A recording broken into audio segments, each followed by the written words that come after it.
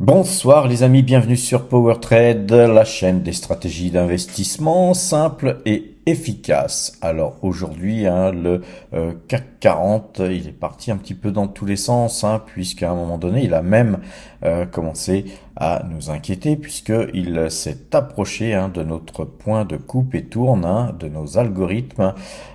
Et donc, à partir de là, on a été très vigilant, mais eh bien, ces points algorithmiques ont très bien joué leur rôle puisque nous sommes restés, on va dire, très tranquilles. Et puis, voilà, le CAC 40 a ensuite donné des signes de hausse, avec des grosses velléités de hausse pour terminer en positif, pas de grand-chose, de plus 0,11%, mais par contre, nous avons une belle bougie sur le CAC 40, ce qui nous encourage à penser que c'est une hausse qui nous attend certainement demain. Alors les amis, le point de retournement, il va changer. Demain, je vous le donnerai en short, demain matin sur YouTube et sur TikTok. Depuis peu, je commence à mettre les points de retournement aussi sur TikTok. Comme ça, vous pouvez avoir ces points de toute façon à la même heure, à 8 heures, comme à l'accoutumée. Alors, ce qui était rassurant pour le CAC 40, c'est quand on regardait le DAX, on avait à peu près la même figure. On avait eu un coup de yin-yang, un coup de hausse-baisse, et puis pour terminer aussi dans le vert, avec plus 0,10%. À la limite, on gagne même légèrement moins que le CAC 40, mais la bougie est tout aussi belle. Ce qui était rassurant, c'est que par contre sur le DAX, on était vendeur beaucoup plus bas, et en général, le CAC 40 et le DAX, eh bien, ils vont de pair, ils marchent ensemble, donc on pouvait un petit peu se rassurer de par cet élément qui avait quand même une certaine importance. Concernant le S&P 500, eh bien, on est encore loin de notre point algorithmique de vente, puisque c'est 4839. Eh bien, par contre, le S&P 500, il monte que très légèrement, mais voilà, la séance n'est pas terminée. Il est 19h24 et donc jusqu'à 22h, tout peut se passer sur le S&P 500. Mais voilà, je vais vous mettre les bandes Bollinger notamment. Vous allez voir que eh bien hier on les avait allègrement franchis. C'est pourquoi d'ailleurs le S&P 500 était revenu à l'intérieur de cette bande Bollinger en fin de séance. Mais aujourd'hui, on voit qu'on cherche à sucer cette bande Bollinger qui continue, elle, à monter. Donc, on ne peut que rester positif malgré ces deux bougies rouges.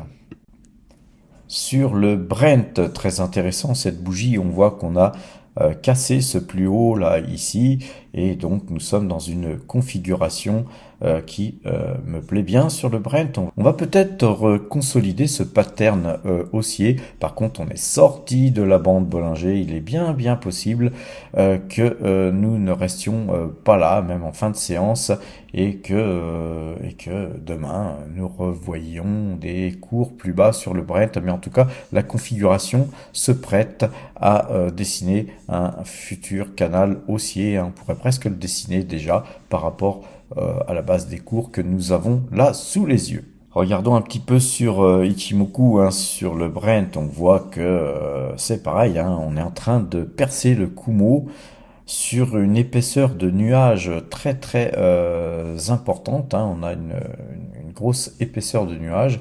Donc voilà, il faudrait casser ce point là ici, qui est un petit peu au-dessus de 82,50 $.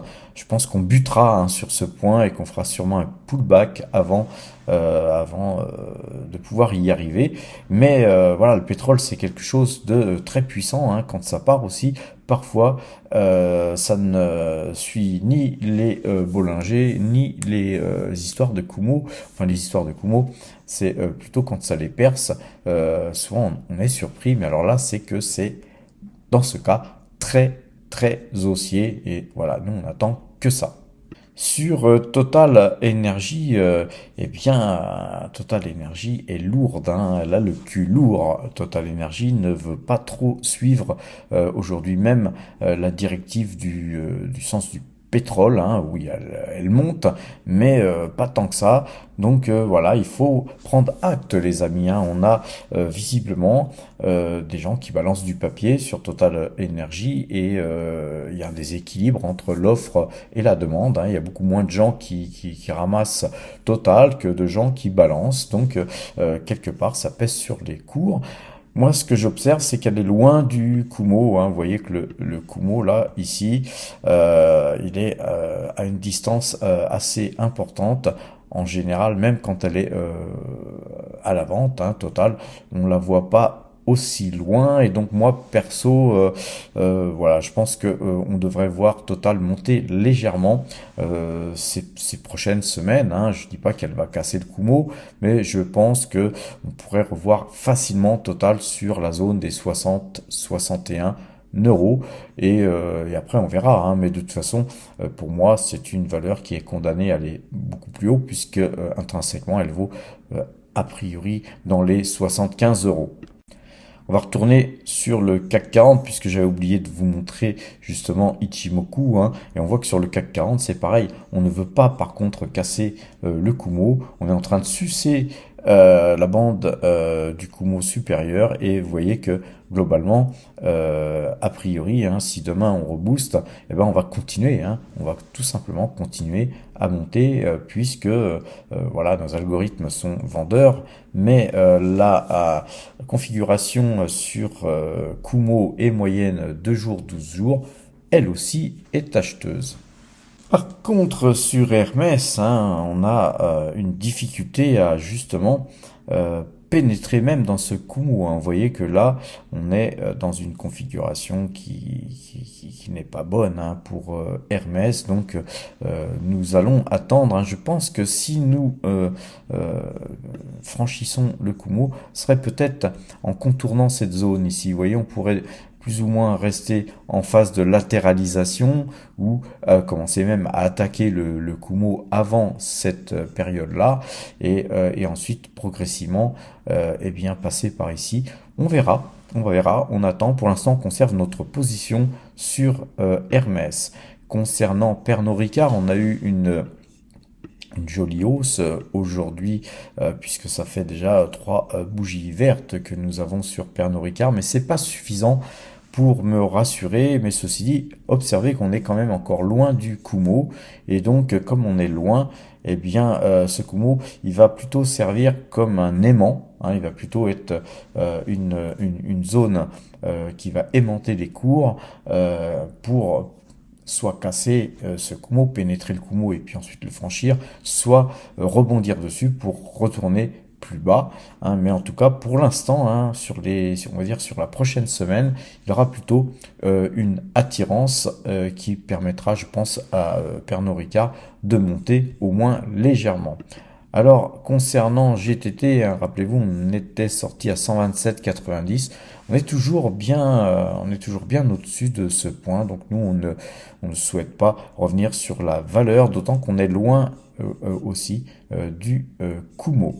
Alors, concernant la Coface, je vous avais dit, hein, que là, ce décrochage, c'était plutôt un joli signal de vente. On est quand même bien exposé, hein, sur la Coface, malgré qu'on ait vendu 300 titres ici à 11,98 et 600 titres à 12,46. Eh bien, ce titre-là, il a bien tenu aujourd'hui, mais je pense qu'il a besoin de respirer un peu, de venir chercher de la force, hein, puisqu'on est aussi très loin du Kumo. C'est un titre qui devrait continuer à baisser. Nous, on conserve notre position rien que pour le dividende, hein, un gras dividende sur la Coface.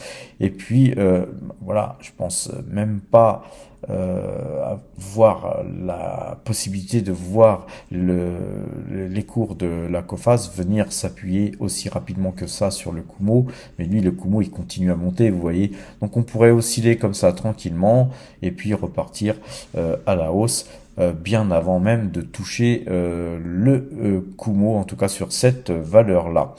Concernant DNX Corp, alors là on va pas regarder le Kumo, mais on va tout simplement voir que nous avons cassé ces points ici. Alors la première chose qui était intéressante à voir, c'est qu'on avait d'abord cassé ces points-là, pullback, nous sommes revenus et là nous cassons en fait maintenant ces points-là pour venir sur ces points-là. Vous voyez que tous les gens qui ont acheté plus bas hein, que les points ici, eh bien visiblement, les gens qui ont acheté, je sais pas, par exemple à 19, 18, 19, même 20, eh bien quand ils voyaient 21, 8, eh bien visiblement tous ces gens-là se sont mis à se délester de leurs titres, comme ceux qui avaient acheté peut-être entre 17 et 18, beaucoup s'étaient délestés de leurs titres à 21,40. Donc la zone de 21,40 et 21,80, c'est une zone de distribution de par les gens qui ont acheté plus bas. Si on cassait cette zone, ce qui est fort probable demain, si nous cassions cette zone, nous aurions une grosse possibilité de voir ce titre monter très fortement. Regardons-le sur le long terme. Donc voilà le graphique long terme. Vous voyez que sur Ichimoku, nous étions acheteurs sur les 16, nous étions acheteurs sur les 16 euros environ. Ce qu'il faut voir, on va quand même retirer justement Ichimoku pour plus de lisibilité. Voilà, Ichimoku nous donnait un signal d'achat sur les 16,50, va-t-on dire, vous voyez. Donc nous avons acheté à 19,09. Voilà, aujourd'hui on est à 21,80. Eh bien, on conserve parce que vous voyez tous ces points ici. Je vais vous le tracer hein, d'ailleurs. Tous les points qu'il y a ici, eh bien, c'est tout simplement une très très forte résistance. Et donc, à partir du moment où nous avons une résistance pareille, je vais enlever ça, eh bien, nous attendons qu'elle soit cassée. Et je pense que là, on est sur le point. On est vraiment sur le point de casser cette résistance, les amis. Sur NG, les amis, hein, il y a quelqu'un qui m'avait demandé de faire un short hein, pour alerter tout le monde s'il y avait un signal d'achat sur NG. Vous voyez que nous, on est acheteur hein, sur NG, mais on a une toute petite ligne sur NG en diversification. Voilà, c'est une valeur qui verse un gros dividende et effectivement, plus elle baisse, plus le dividende est gros, les amis. C'est sympa ça. Par contre, là, on a une configuration sur NJ qui est pourrie. On vient de casser le Kumo vers le bas. Moi, j'attendrai. Hein, je vais attendre pour acheter plus bas. Hein, et puis, voilà, moyenner ma position tout simplement. Puis, nous attendrons, bien sûr, sur NJ, un signal d'achat en plus de ce que je viens de vous dire. Maintenant sur Taiwan Semiconducteur, on avait eu un magnifique gap ici, on est carrément au-dessus des Kumo, la Tenkan, la Kinjun bien orientée, vous avez la moyenne de 12 bien orientée, vous avez tout qui montre que ce titre est très très acheteur, sauf peut-être la bande Bollinger, et même pas. Vous voyez que la bande Bollinger, eh bien on est là aujourd'hui puisqu'on baisse un petit peu par rapport à l'ouverture, mais ceci dit, le titre monte quand même de 0,75% à l'heure où je vous parle. Voilà, c'est un titre très très bien orienté et surtout c'est une valeur d'une superbe qualité. C'est vraiment une des plus belles valeurs de la cote qu'on puisse trouver. Je dirais que je préfère même Taiwan Semiconducteur à Total Energy en fait en termes de qualité. Le seul problème de cette valeur, c'est qu'elle est un petit peu trop près de la Chine et puis que la Chine a des regards un petit peu hostiles. C'est le moins qu'on puisse dire sur Taïwan. Donc en fait, on est en situation géopolitique très difficile sur Taïwan et donc Taïwan Semiconducteur pour moi, c'est un titre qui comporte quand même certains risques. Eh bien, nous l'avons quand même en portefeuille. Et voilà, donc peut-être que si ce titre, de toute façon, revenait sur des zones plus basses, nous achèterions encore cette magnifique valeur. Mais là, comme vous le savez, les amis, sur DeGiro, je suis assez limité pour pouvoir acheter des actions étrangères. Concernant Realty Income, hein, c'est un peu pourri hein, comme configuration, mais là, on vient de toucher le Kumo. Donc en général, une valeur de qualité, hein, Realty Income, c'est aussi possible de voir cette valeur rebondir sur le Kumo. Mais voilà, hein, si par contre, à contrario, nous observions les cours de Realty Income percer le Kumo, eh bien, ça serait peut-être pour venir rebondir sur la bande inférieure ou tout simplement percer. Et là, dans ce cas-là, on passerait vraiment à la vente et vente fort. Là, on est plutôt vendeur à alléger. Nous, on cherche à revenir sur ce titre à bon compte, hein. Donc, on verra, les amis, on verra comment se comporte ce titre dans le futur, puisque là, rappelez-vous, sur le compte Fortuné, on avait été contraint et forcé de sortir à 53,96 puisque nous clôturions notre compte. Voilà, si nous avions un signal d'achat en dessous de ce point, qui est 53,96 $, eh bien moi je serais quand même heureux de pouvoir revenir sur la valeur. Concernant Ecopetrol que nous avons acheté hier à 11,80 $, hein, nous avions acheté 700 titres, et bien aujourd'hui elle monte de 1,41%, nous sommes à 11,90, on est en train de commencer à essayer de refranchir le Kumo, mais là on fait des tentatives là où le Kumo est le plus épais comme vous le voyez, mais dans quelques jours, c'est-à-dire que lundi ou mardi, eh bien on va se retrouver par ici, ça va être beaucoup plus facile de grimper par ici et de se retrouver sur les 12 euros et quelques, hein, qui est son prix moyen en fait, hein. Très souvent on la retrouve sur les 12,30 beaucoup plus souvent que au-dessus, en dessous. Rappelez-vous, c'est un titre qui verse un énorme dividende, voilà, donc moi j'affectionne particulièrement la valeur. Sur l'action Vinci, hein, nous sommes toujours en position. Eh bien, on conserve, hein, les amis, on conserve, hein. Là, sur cette bougie-là, on s'était posé la question de protéger nos gains. Mais là, vous voyez, on est acheteur à 114,12. Là, nous sommes à 117,80. On conserve parce que là, on a un pattern haussier. On pourrait tracer un canal haussier, hein, sur cette valeur.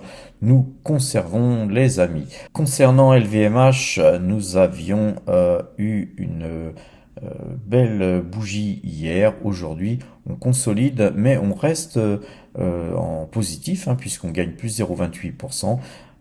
Jolie bougie, hein, on se rapproche du Kumo, donc je pense que c'est une valeur qui devrait aussi au moins aller sur les 700 euros, hein, très facilement. Veolia, bon, pas grand-chose à dire, hein, d'autre que voilà, on n'arrive pas à casser le Kumo. Nous sommes acheteurs de quelques titres là 29,01, là nous sommes à 29,29. Je pense que là ce titre devrait partir, hein, parce que là vous voyez on a un petit double bottom, hein, si on veut le regarder. On va un peu zoomer, vous voyez qu'on a un double bottom, je pense que là, voilà, c'est une valeur qui devrait aisément franchir les 30 euros assez rapidement. Faisons un petit tour vite fait sur Veralia, hein. Rappelez-vous, on avait joué ce rebond, hein, sur ce trend, et bien ça a bien fonctionné. En tout cas, là aujourd'hui, on a eu quand même une prise de bénéfices pendant un certain moment assez importante, mais on voit que ce titre a été racheté assez vite et que voilà, on finit aujourd'hui avec plus 0,06% de hausse, hein, autant dire flat, on n'a rien fait, mais ça prouve une certaine force, hein, sur ces niveaux-là, et donc on va très certainement s'attaquer au Kumo très prochainement, les amis. Sur ST Microélectronique, donc on a eu une mauvaise nouvelle aujourd'hui, puisqu'il y avait des publications de résultats qui n'étaient pas très bons. Mais voilà, vous voyez que sur la panique, hein. Beaucoup de gens se sont mis à vendre. Et puis, on a des grosses mains qui ont racheté le titre progressivement pour voir ce titre ne baisser que de 0,48%. Et donc là, la bougie est très très belle, hein. On est à l'intérieur du Kumo et on voit qu'en fait, la valeur, malgré une mauvaise nouvelle, la valeur ne sort pas du Kumo très longtemps, elle réintègre le Kumo, ce qui m'encourage à penser que c'est une valeur qui va rester très prochainement, on va dire sur une semaine ou deux, dans le Kumo, pour certainement en sortir. On sent qu'il y a un intérêt sur ce titre. Voilà, tout ce que je peux dire, c'est qu'on le voit dans le graphique, mais encore une fois, hein, les amis, les choses peuvent évoluer et ça change très vite en bourse, hein. Le système Ichimoku, hein, c'est une sorte de météo et comme vous le savez, la météo, parfois, elle tourne. Concernant Téléperformance, rappelez-vous, on avait acheté à 137, vendu à 147 et quelques. Voilà les amis, moi je vous avais dit, hein, j'ai balancé ce titre, hein, mais je l'ai jeté direct, hein. On avait fait juste un trading, hein, c'est pas une valeur que j'affectionne particulièrement, loin s'en faut. Eh bien, vous voyez que, eh bien, on a bien fait, hein, les amis, puisque aujourd'hui, elle perd 6,17%, et puis nous avons donc des cours qui sont à 143,75. On a bien fait de vendre pratiquement à 148, les amis. Voilà, comme quoi, faut pas vouloir trop gagner, hein, quand on fait du trading aussi, hein, on se contente d'une partie du mouvement. En plus, on avait un peu galéré, hein, sur ce mouvement, mais rappelez-vous, c'était un trade qu'on avait fait avec les gains de 2023 et les gains de 2023, ils étaient pratiquement à 200 000 euros, donc on pouvait très bien avoir une petite ligne sur Téléperformance pour s'amuser et surtout qu'on avait un pattern intéressant. Donc voilà, on a exploité ce pattern. Nous avons malgré tout galéré un petit peu, hein, parce qu'elle nous a fait quelques frayeurs cette valeur. Et puis voilà, je pense que c'est une valeur qui va au moins revenir se rappuyer sur le trend pour ceux qui en ont, les amis. Après, je ne vais pas dire du mal de la valeur spécialement, hein. Là, moi, je vous donne mon avis graphique et je pense que de toute façon, elle avait monté trop vite. C'est tout à fait normal que nous ayons des prises de bénéfices et c'est pourquoi d'ailleurs j'étais sorti de ce titre. Waouh, catastrophe sur Tesla, hein, moins 12,38% sur ce titre. C'est vraiment une grosse baisse. Comme je vous l'avais dit, je crois hier ou avant-hier, sur ce titre, nous avons une accumulation de mauvaises nouvelles. Nous avons percé le Kumo ici, nous avons une configuration extrêmement baissière. On a ici un canal plus que baissier et on a baissé et on a cassé ce canal baissier. Donc globalement, je vais dessiner ça d'ailleurs. Et ce canal baissier étant cassé, c'est vraiment pourri, hein, sur ce titre. Mais il faut pas paniquer, hein. Si vous avez ce titre, les amis, n'oubliez pas que c'est quand même un titre d'une extrême qualité. Vous savez, à Power Trade, on essaye toujours de relativiser les choses. On va retirer Ichimoku qui n'a plus de raison d'être, hein, sur un graphique pareil, pour avoir un peu plus de visibilité. Monter un petit peu ce graphique, on va un petit peu relativiser les choses et on va mettre surtout la bande Bollinger. Vous voyez qu'on l'a complètement explosé, cette bande Bollinger. Il est bien possible, hein, qu'en séance, nous puissions revenir sur des zones un peu plus raisonnables, hein. Je pense que 12% de baisse sur ce titre, c'est quand même un petit peu exagéré. En l'occurrence, nous, à PowerTrade, nous surveillons cette valeur, bien sûr, pour l'acheter. C'est une valeur qui, pour moi, pourrait être achetée si on cassait le haut du canal baissier. Donc, c'est-à-dire qu'il y a encore du chemin à parcourir, mais comme vous pouvez le voir, hein, ça peut aller très vite sur une valeur pareille. Nous sommes très positifs, hein, sur la valeur sur le long terme, Par contre, effectivement, là sur le court terme, il y a trop de mauvaises nouvelles, et puis notamment aussi la baisse des prix de vente des voitures, hein, est une chose qui a pesé en fait négativement sur les comptes des résultats de Tesla dans les prochains trimestres, c'est certain.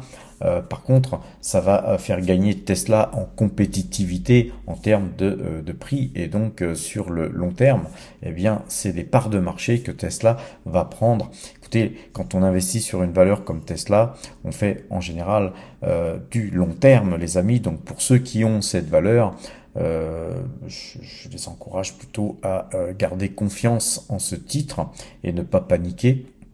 On ne vend pas un titre pareil, un titre de cette qualité-là, quand il perd 13%, les amis. Et par contre, si signal d'achat il y avait sur cette valeur, rappelez-vous, hein, le dernier trade que j'ai dû pouvoir vous faire sur Tesla, je crois qu'on avait gagné 60% en une semaine. C'est un titre qui vous fait gagner beaucoup d'argent parce que quand il y a un mouvement, eh bien le mouvement est toujours puissant, malheureusement à la baisse aussi. Alors regardons que fait Alphabet, hein, Google. Nous avions acheté, hein, j'ai pas noté le prix, il faudra que je note ça, je vais aller rechercher dans les archives. Nous avions acheté du Google, hein, on avait acheté Alphabet pour le portefeuille débutant, hein, une petite ligne. Eh bien on a bien fait puisqu'aujourd'hui, eh bien Google gagne plus 1,63%. Alors faisons un petit tour du côté des portefeuilles, hein, que nous gérons sur PowerTrade et regardons le portefeuille débutant. Rappelez-vous, il y a des liens en description pour ceux qui veulent débuter, éventuellement répliquer notre portefeuille. Vous voyez, hier on avait acheté de l'Alphabet, hein, 5 actions Alphabet. C'est un petit portefeuille, hein, le portefeuille débutant, mais il monte, hein, tous les jours puisqu'on injecte de l'argent tous les jours, hein, tous les jours, on a des YouTube AdSense qui tombent. Hier, on a gagné 7,36 euros d'AdSense, par exemple, puisqu'on avait mis le compteur à zéro. Prime de parrainage, on n'en a pas touché là aujourd'hui. Et par contre, on a eu une prime morning. Donc, vous voyez, on a ce portefeuille qui augmente depuis le 1er janvier de 22,28%. Et donc, c'est ce que je vous encourage à faire, hein, c'est d'injecter de l'argent dans votre portefeuille en permanence, chaque mois, hein, si c'est du salaire, hein, si vous avez une épargne sur salaire, ou si vous avez des primes, etc. Donc d'investir ces sommes ensuite pour justement vous constituer un portefeuille. Si vous débutez, ce sera un portefeuille débutant, bien sûr, mais vous allez voir, si vous suivez notre chaîne, très vite, vous allez acquérir, hein, tous les réflexes qu'il faut pour savoir acheter et vendre, et puis justement profiter de toutes les opportunités qu'il y a en bourse. Donc ce portefeuille, il était à 1989,41 au 1er janvier. On est à 433 euros, donc on a gagné 443 euros depuis le début de l'année. Voilà, moi je suis assez content de l'évolution de ce portefeuille, je suis même très content de l'évolution de ce portefeuille et je vous encourage, pour ceux qui n'ont encore pas osé mettre un pied dans la bourse, eh bien à nous rejoindre, hein, à devenir Power Trader, les amis. Alors vite fait, passons sur le portefeuille PowerTrade, hein. Nous n'avons rien acheté, rien vendu, hein, sinon les lignes qui sont en jaune, hein, qui auraient bougé ou été ajoutées, elles seraient en blanc, et donc rien n'a bougé. Par contre, on a évidemment eu des variations, hein, sur tous les titres que nous avons, et notamment Total qui a monté très légèrement aujourd'hui. Donc notre portefeuille, il remonte un petit peu, hein, puisque rappelez-vous, on est dans le rouge, hein, depuis le début de l'année. C'est des choses qui arrivent, hein, les amis, hein, on n'est pas toujours dans le vert, hein, en bourse, hein. Globalement, hein, donc on regagne du terrain, on était à moins 3%, un peu plus de moins 3% à un moment donné, avec plus de 31 000 euros de pertes. Mais alors sur un portefeuille d'1,1 million, c'est pas grand chose, hein, finalement. Mais donc de 31 000 euros de pertes, nous arrivons à 18 365 euros de pertes. Donc on a bien réduit nos pertes, les amis. Et ceci dit, quand je vous dis que c'est pas grand chose, mais en tout cas pour moi 30 000 c'est une grosse somme. Ceci dit, donc voilà, on fait tout pour repasser dans le vert, hein. C'est un combat de tous les jours et voilà, de toute façon vous allez voir, hein, à un moment donné, je pense qu'il y a de grandes chances que nous repassions dans le vert et le plus vite sera le mieux. Allons voir le troisième portefeuille qui est un portefeuille axé sur les futurs, hein, et pour l'instant nous ne travaillons que le futur CAC 40. Donc rien qu'à voir la plus-value journalière, on peut observer que nous avons une très belle journée aujourd'hui sur le futur CAC 40. Pourquoi? Parce que le CAC 40 il continue à tourner, les amis, ça continue à coter après la séance. Donc on est en position jusqu'à 22 heures, hein. À 22 heures, ça s'arrêtera quand même de côté et puis ensuite ça reprendra à 8 heures, hein, les premières cotations hors séance, comme on dit en THS. Et là, on est à 7530,50. Donc, nous gagnons 540 euros aujourd'hui. Et on a 780 euros de plus-value latente. Et ça continue à monter puisque nous sommes à 731 euros. Allons voir le portefeuille, justement.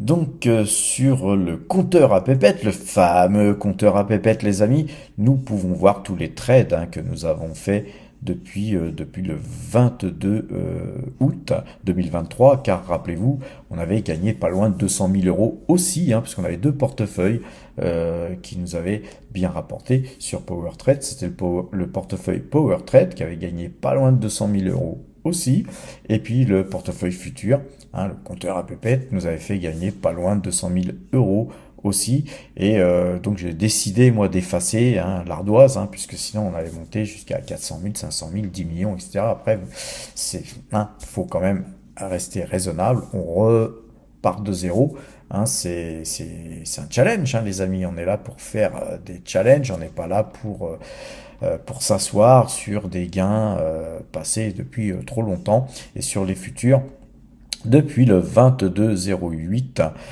2023, nous avons engrangé 3017 euros avec, pour ce faire, 10 trades gagnants et 15 trades perdants.